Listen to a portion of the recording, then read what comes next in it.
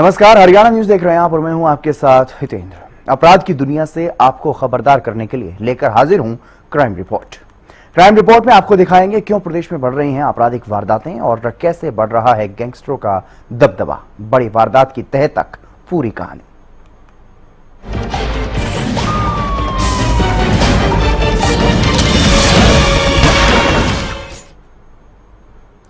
हाल ही में जींद में एक शराब कारोबारी की हत्या से सनसनी फैल गई। इस मामले को भी अन्य शराब ठेकेदारों को मिल रही धमकियों से ही जोड़ करके देखा जा रहा था, लेकिन मामला उससे भी कहीं आगे निकला। पुलिस ने इस मामले में कई बड़े खुलासे किए हैं।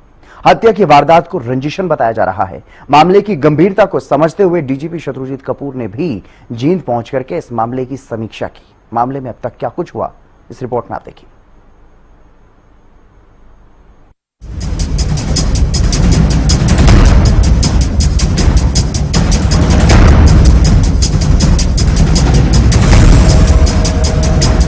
हत्या मामले में कई खुलासे, गैंगस्टर कनेक्शन भी आया सामने। जींद में 20 जून की शाम एक शराब ठेकेदार की हत्या के बाद सनसनी फैल गई।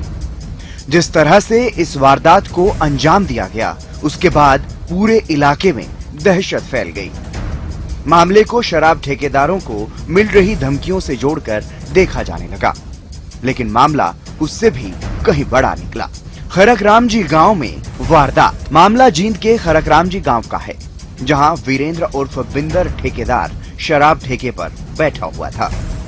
तभी गाड़ी में सवार 3 से 4 लोग आते हैं और आते ही बिंदर पर ताबड़तोड़ फायरिंग कर हत्या की वारदात को अंजाम देते हैं। हमलावर अपनी कार छोड़ करके 3 बाइकें छीनकर मौके से फरार हो जाते हैं। कैसे सामने आया गैंगस्टर कनेक्शन? वारदात के बाद खरकरामजी गांव में पुलिस पहुंची और मामला दर्ज कर जांच शुरू की गई, लेकिन दूसरी तरफ इस मामले में गैंगस्टर कनेक्शन भी सामने आ गया। मामले में गैंगस्टर रोहित गोदारा ने अपने सोशल मीडिया अकाउंट पर पोस्ट डाल करके हत्या की जिम्मेदारी ली और दावा किया कि बिंदर उनके दुश्मनों को फाइनेंशियल सपोर्ट कर रहा था और इनके गैंग के एक सदस्य दीपेंद्र राठी का ये खास दुश्मन भी था। गैंगस्टर रोहित गोदारा का सोशल मीडिया पर दावा।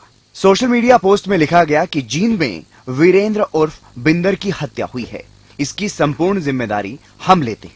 यह हमारे दुश्मनों को फाइनेंशियल सपोर्ट कर रहा था। इसको हमारे भाई रोहित राणा ने अपने हाथों से मारा है। यह हमारे भाई दीपेंद्र राठी जो जेल में बैठा है, उसका खास दुश्मन था। इसने अभी जेल में दीपेंद्र के साथी भाई विनीत पर और रोहित राणा पर बाहर हमला करवाया था। विनीत अभी अस्पताल में दाखिल है और ये बिंदर हमारे दुश्मनों के साथ मिलकर हमारे भाइयों का नुकसान कर रहा था। दुश्मन था, इसलिए वारदात को हमने अंजाम दे दिया। अभी भी जो भी हमारी खिलाफत में लगे हैं, समय रहते सुधर जाओ, नहीं तो फिर अपनी अर्थी अपनी घर की चौखट पर तैयार रखना, कभी भी उठ सकती है। पुलिस ने किया बड़ा खुलासा। जहां इस मामले को अन्य शराब ठेकेदारों को मिल रही धमकियों से जोड़कर देखा जा रहा था, वहीं धीरे धीरे ये साफ होता चला गया कि यह मामला उससे कहीं ज्यादा है। तो इस मामले में स्थानीय पुलिस ने 1-2 नहीं बल्कि कई बड़े खुलासे किए हैं। एसपी कुलदीप सिंह ने कहा कि फेमस होने के चक्कर में गैंगस्टर दावा कर रहे हैं देवेंद्र उर्फ बिंदर की हत्या रंजिशन की गई है। बिंदर पर भी 10 केस दर्ज हैं। पुलिस ने बताया कि मृतक का भाई भी जेल में बंद है। एक्चुअली जो ये 20 तारीख को ये घटना हुई है, तो इसका मेन जो मकसद, इसके पीछे जो मोटिव निकल के अब तक सामने आया है, जो ये बिंदर डिसीज्ड है, इसके ऊपर भी अलग अलग धाराओं में 10 मुकदमे दर्ज। ये किसी में बेल पे था और किसी में इसको सबूतों के अभाव में जो है क्विटल भी हो रखा है। तो इसका जो एंटी ग्रुप है, इसका एक भाई है, वो भी जेल में है। तो एक राठी ग्रुप है, उसके साथ जो राइवलरी थी, उनके फादर के ऊपर जो अटैक हुआ था, तो वो इनकी तरफ से करना पाया गया। उसी की रंजिश रखते हुए इनके ऊपर ये हमला दूसरी बार किया गया। तो इसी हमले की जो है एज ए रिजल्ट इनकी मौत हो गई। तो इसमें कोई भी एक्साइज की जो अलॉटमेंट हुई है अभी रिसेंटली जींद की अगर बात करें, तो 50 जोन में से 47 जोन्स की अलॉटमेंट हो चुकी है। एक्साइज के बिजनेस से रिलेटेड इसमें राइवलरी कहीं भी सामने नहीं आई। तो मेरा यही यहाँ पे एक संदेश देने वाली जो बात है, यही है कि इनकी आपसी क्रिमिनल जो एलिमेंट्स थे, उनकी आपसी जो राइवलरी थी, उसके चलते ये इंसिडेंट हुआ है। पुलिस इसमें अलग अलग एंगल्स पे काम कर रही है, अलग अलग टीमें काम कर रही है, टेक्निकल जो है एविडेंसेस को इकट्ठा कर रही है, इनपुट्स दे रही है और काफ़ी अच्छी प्रोग्रेस इसमें हमें मिली है, जिसको मैं आप लोगों के बीच में ज़्यादा शेयर नहीं करना चाहता। मामले में गैंगस्टर रोहित गोदारा के सोशल मीडिया पोस्ट को लेकर भी पुलिस अधिकारी ने प्रतिक्रिया दी। उन्होंने इस सोशल मीडिया पोस्ट को फेक बताया। हाँ सर, आप सभी का वेलकम। यहाँ हमने ये प्रेस कॉन्फ्रेंस रखी है ताकि मीडिया में जो कुछ इस खरताम जी वाला जो मर्डर हुआ है देवेंद्र उर्फ बिंदर का, जो कि ठेके पे काम करता था, तो उसके बारे में जो मीडिया में और जब बाकी न्यूज़ चैनल्स में कुछ डिफरेंट वर्जन्स चल रहे हैं, तो उनको क्लियर करने के लिए एक इंटरिंग ये हमने प्रेस कॉन्फ्रेंस रखी है। तो एक्चुअली जो ये 20 तारीख को ये घटना हुई है, तो इसका मेन जो मकसद, इसके पीछे जो मोटिव निकल के अब तक सामने आया है, जो ये बिंदर डिसीज्ड है, इसके ऊपर भी अलग अलग धाराओं में 10 मुकदमे दर्ज। ये किसी में बेल पे था और किसी में इसको सबूतों के अभाव में जो है एक्विटल भी हो रखा है। तो इसका जो एंटी ग्रुप है, इसका एक भाई है, वो भी जेल में है। तो एक राठी ग्रुप है, उसके साथ जो राइवलरी थी, उनके फादर के ऊपर जो अटैक हुआ था, तो वो इनकी तरफ से करना पाया गया। उसी की रंजिश रखते हुए इनके ऊपर ये हमला दूसरी बार किया। डीजीपी ने भी की मामले की समीक्षा। तो वहीं मामले की गंभीरता को देखते हुए डीजीपी शत्रुजीत कपूर भी जींद पहुंचे। इस मामले में उन्होंने पुलिस अधिकारियों के साथ समीक्षा बैठक की और उसके बाद मीडिया को जानकारी देते हुए बताया कि सीआईए और अन्य पुलिस की टीमें लगी हुई हैं। अभी तक 4 लोगों को लाइन अप किया गया है। अन्य आरोपियों की भी तलाश की जा रही है। खरकराम जी का जो केस हुआ उसको रिव्यू किया, उसमें सीआईए और एसटीएफ की टीमें लगी हुई हैं और इन्होंने 4 लोगों को राउंड अप किया। बहुत जल्दी जो बाकी बचे हुए लोग हैं उनको भी पकड़ा जाएगा और इसमें अच्छी लीड्स आई हैं।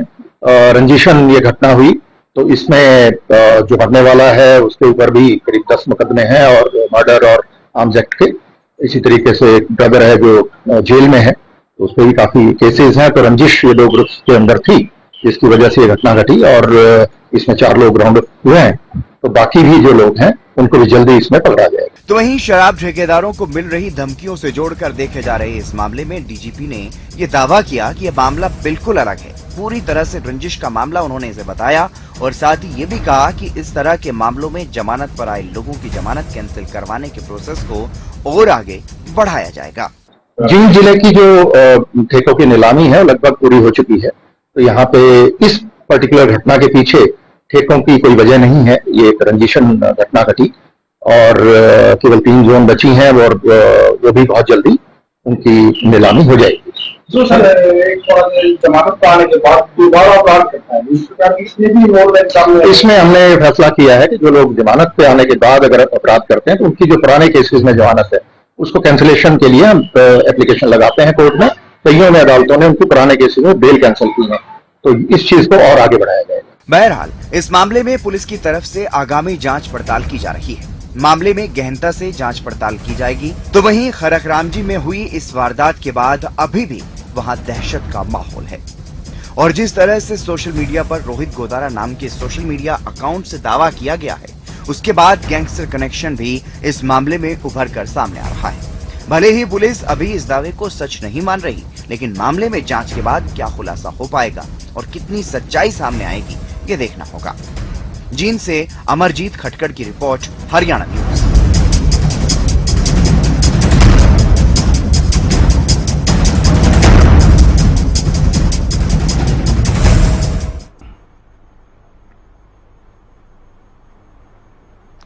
अपराध करने वालों में न कानून का डर नजर आ रहा है, न पुलिस का कोई खौफ।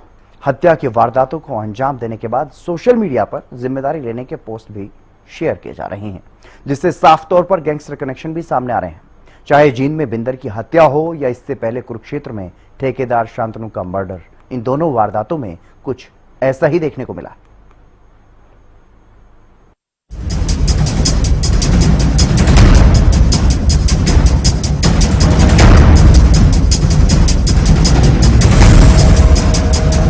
गैंगस्टरों की दहशत, एक के बाद एक वारदात। कुरुक्षेत्र में शांतनु को मारा, जींद में बिंदर की हत्या। 20 जून को जींद में शराब कारोबारी बिंदर की हत्या की गई और इससे पहले 13 जून को शराब कारोबारी शांतनु को भी इसी तरह से गोलियों से भून दिया गया था। जगह अलग अलग हैं, लेकिन वारदात एक जैसी। दोनों ही मामलों में कई बातें एक जैसी। 20 जून जींद में गोलियों से भूना शराब कारोबारी। जींद के खरकरामजी गांव में 20 जून की शाम शराब ठेकेदार बिंदर की हत्या की वारदात को अंजाम दिया गया। वीरेंद्र उर्फ बिंदर ठेकेदार उस वक्त शराब ठेके पर बैठा हुआ था जब इस वारदात को अंजाम दिया गया और इस मामले में गैंगस्टर कनेक्शन तब सामने आया जब गैंगस्टर रोहित गोदारा ने अपने सोशल मीडिया अकाउंट पर पोस्ट डालकर हत्या की जिम्मेदारी ली, जिसमें उसने दावा किया कि जींद में वीरेंद्र उर्फ बिंदर की हत्या हुई है, इसकी पूर्ण जिम्मेदारी हम लेते हैं। यह हमारे दुश्मनों को फाइनेंशियल सपोर्ट कर रहा था। इसको हमारे भाई रोहित राणा ने अपने हाथों से मारा है। यह हमारे भाई दीपेंद्र राठी जो जेल में बैठा है उसका खास दुश्मन था। इसने अभी जेल में दीपेंद्र के साथी भाई विनीत पर और रोहित राणा पर बाहर हमला करवाया था। विनीत अभी अस्पताल में दाखिल है। ये बिंदर हमारे दुश्मनों के साथ मिलकर हमारे भाइयों का नुकसान कर रहा था। दुश्मन था, इसलिए वारदात को हमने अंजाम दे दिया। अभी भी जो भी हमारी खिलाफत में लगे हैं, समय रहते सुधर जाओ, नहीं तो फिर अपनी अर्थी अपने घर की चौखट पर तैयार रखना, कभी भी उठ सकती है। 13 जून कुरुक्षेत्र में शराब कारोबारी का मर्डर। तो वहीं कुरुक्षेत्र जिले के शाहबाद कस्बे में 13 जून की रात करीब 8 बजे एक शराब ठेकेदार पर गोलियां बरसाई गई। एक के बाद एक 8 राउंड फायर किए गए, जिसमें से 7 गोलियां शराब ठेकेदार को लगी और उसकी मौत हो गई। इस मामले में भी काला राणा ग्रुप के एक बदमाश ने हत्या की जिम्मेदारी ली। सोशल मीडिया पोस्ट पर काला राणा गैंग और लॉरेंस बिश्नोई गैंग का भी जिक्र किया गया। सोशल मीडिया पोस्ट में लिखा कि मैं नोनी राणा जो शांतनु ठेकेदार का शाहबाद कुरुक्षेत्र में मर्डर हुआ है, इसकी जिम्मेदारी मैं लेता हूँ। जो हमारे खिलाफ चल रहा था, जो कोई और भी हमारे खिलाफ चलेगा, उसका यही अंजाम होगा। और हाँ, अब किसी को भी फोन करके सूचित नहीं किया जाएगा, सीधा मौत दी जाएगी। मामले से जुड़ा हुआ एक ऑडियो भी वायरल हुआ था, जिसमें जान से मारने की धमकी दी गई और धमकी देने वाला शख्स खुद को लॉरेंस बिश्नोई ग्रुप से और अपना नाम भानु राणा बता रहा था। गोली चली थी, शांतनु गोली लगी थी जिसकी डेथ हो गई। मुकदमा दर्ज कर दिया, तफ्तीश के लिए टीमें बन गई और सारी टीमें अपने काम पे लगी हुई है और जल्द से जल्द इसमें मुलजिम के खिलाफ सख्त से सख्त कार्रवाई की। सर, पोस्टमार्टम ये बोर्ड के जरिए हुए, कैसे हुए? हाँ, बोर्ड के जरिए। अभी इन्वेस्टिगेशन चल रही है, इन्वेस्टिगेशन टीमें चल रही हैं, अभी इनिशियल स्टेज है इसमें। परिजनों का आरोप है कि अभी काफी समय से पुलिस को भी देखिए बताया जा रहा था कि मुझे मारने की धमकी दी। नहीं, अभी हमारे पास कोई धमकी बारे कोई ऐसी नहीं है, तो ऐसे अलग से बाइक भी छीन के भागे थे जी रात किसी की? वो एक बाइक खड़ी थी वहाँ, उसकी चाबी लगी, उसको लेके भागे थे और उसमें भी गैंग का नाम अभी वो तफ्तीश का विषय सर, इन्वेस्टिगेशन उसमें इन्वेस्टिगेशन अलग अलग टीमें काम कर रही हैं। ऑडियो के सामने आ गई, जो इन्वेस्टिगेशन एजेंसियां लगी हुई हैं, अलग अलग टीमें तैयार हैं, उसमें जैसे ही सामने आएगा। कई ठेकेदारों को मिल रही धमकियां। तो वहीं जानकारी के मुताबिक यमुनानगर में गैंगस्टरों की धमकियों का खौफ इतना दिखाई दे रहा है कि आबकारी विभाग शराब ठेकों की नीलामी नहीं कर पा रहा। गैंगस्टरों की धमकियों के कारण ठेकेदार नीलामी में हिस्सा ही नहीं ले रहे। जींद जिले की जो ठेकों की नीलामी है लगभग पूरी हो चुकी है। तो यहाँ पे इस पर्टिकुलर घटना के पीछे ठेकों की कोई वजह नहीं है। ये एक रंजिशन घटना घटी और केवल 3 जोन बची हैं और वो भी बहुत जल्दी उनकी नीलामी हो जाएगी। जो सर एक बार जमानत पाने के बाद दोबारा अपराध करता है, इस प्रकार की इसमें भी और सामने इसमें हमने फैसला किया है कि जो लोग जमानत पे आने के बाद अगर अपराध करते हैं तो उनकी जो पुराने केसेस में जमानत है उसको कैंसिलेशन के लिए एप्लीकेशन लगाते हैं कोर्ट में। कईयों में अदालतों ने उनकी पुराने केसेस में बेल कैंसिल की है, तो इस चीज को और आगे बढ़ाया जाएगा। गैंगस्टरों पर पुलिस का एक्शन। तो वहीं हरियाणा पुलिस अब इस मामले में एक्टिव नजर आ रही है। पिछले दिनों डीजीपी ने दावा किया कि ऐसे लोगों के खिलाफ सख्त कार्रवाई की जा रही है। पुलिस की अलग अलग टीमें लगी हुई हैं, कुछ जेल के अंदर हैं, कुछ को एनकाउंटर में मार गिराया गया तो कुछ को धर दबोचा गया और बाकियों के खिलाफ भी कार्रवाई जारी है। बदमाशों का ठिकाना केवल जेल है। Final view. बहरहाल अब पुलिस प्रशासन भले ही इस मामले में सख्त नजर आ रहा हो, लेकिन बदमाशों के हौसले कितने बुलंद हो चुके हैं पिछले दिनों हुई इन वारदातों से अंदाजा लगाया जा सकता है। Bureau report, Haryana.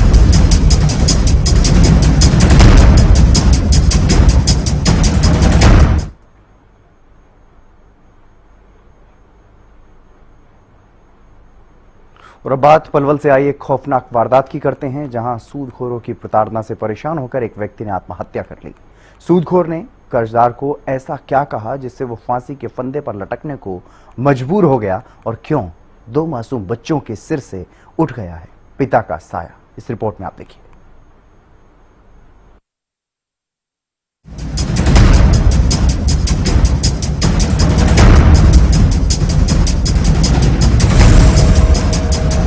व्यक्ति ने की आत्महत्या, वजह कर्ज या आत्मग्लानि।